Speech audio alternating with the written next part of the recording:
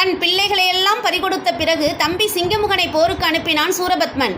சிங்கமுகன் கொடூரமானவன். கந்தபுராண யுத்த காண்டத்தில் சிங்கமுகன் முருகனுடன் மோதிய காட்சியை படிப்பவர்களுக்கு சொர்க்கம் உண்டு என்று சொல்லப்பட்டிருக்கிறது. சிங்கமுகன் 1000 சிங்கத்தலைகளை உடையவன். அவனுடைய மார்பை தகர்க்கவே முடியாத அளவிற்கு பல மைல் நீளமுள்ளதாக இருக்குமாம். முருகப்பெருமான் நேரில் களத்துக்கு வந்துவிட்டார். இருவருக்கும் கடும் போர் நடந்தது. அவனது தலைகளை வெட்ட வெட்ட புதிதாக முளைத்தது. சிவனிடம் வரம் வாங்கும் போது இவன் தன் தலைகளை வெட்டி யாகத்தில் போட்டவன். அதன் காரணமாக எத்தனை முறை வெட்டப்பட்டாலும் மீண்டும் முளைக்கும் வரம் பெற்றவன். ஆனால் தன் சக்தியின் முன்னால் இந்த வரம் எடுபடாது என நிபந்தனை விதித்திருந்ததால் சிங்கமுகன் தன் தலைகளை இழக்க வேண்டியதாயிற்று. முருகப்பெருமான் புதிதாக முளைத்த தலைகளை பார்த்து இனி முளைக்காதே என்று அதட்டினார். அதற்கு பயந்து அந்த தலைகள் மீண்டும் முளைக்கவில்லை.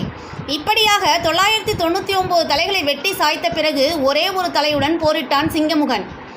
தன் வேலாயுதத்தால் அந்த தலையை சீவிவிட்டார் சிங்காரவேலன். சிங்கமுகனின் சரித்திரம் முடிந்தது.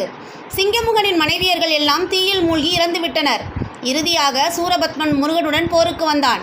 4 நாட்கள் உலகமே நடுங்கும்படியான யுத்தம் நடந்தது. அப்போது கருணை கடவுளான கந்தன் விஸ்வரூபம் எடுத்தார். அவரது காலடியில் இந்த உலகம் கிடந்தது. எல்லாமே தனக்குள் அடக்கம் என்பதை அவர் அவனுக்கும் இந்த உலகத்திற்கும் காட்டினார். அந்த காட்சியால் சூரன் ஞானம் பெற்றான். அவனது துர்க்குணங்கள் மறைந்தன. கந்தனை கண்கொட்டாமல் பார்த்து வணங்கினான். பின்னர் கந்தன் தன் உருவை சுருக்கவே தான் பார்த்த காட்சி அவனுக்கு மறந்து துர்க்குணம் தலை தூக்கியது. மீண்டும் போரிட்டான். கந்தன் வேலை எரியவே அவன் மாமரமாக மாறி நின்றான். அந்த வேல் மரத்தை 2ஆக கிழித்தது. அப்போது சூரன் ஒரு பகுதி மயிலாகவும் ஒரு பகுதி சேவலாகவும் மாறினான். மயிலை அடக்கி அதன் மீது ஏறி உலகமெல்லாம் வலம் வந்தான் முருகன்.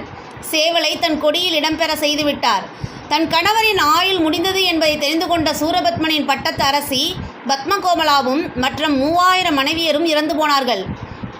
சூரபத்மன் முழு ஞானம் பெற்று முருகனுக்கே காலமெல்லாம் சேவகம் செய்தான்.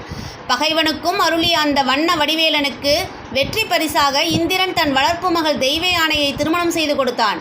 திருப்பரங்குன்றத்தில் நடந்த அந்த இனிய நிகழ்ச்சியை தேவர்கள் கண்டு மகிழ்ந்தனர். கஷ்டங்கள் வரும்போது அழைத்தால் நம்மை தேடி வருவான் வடிவேலன்.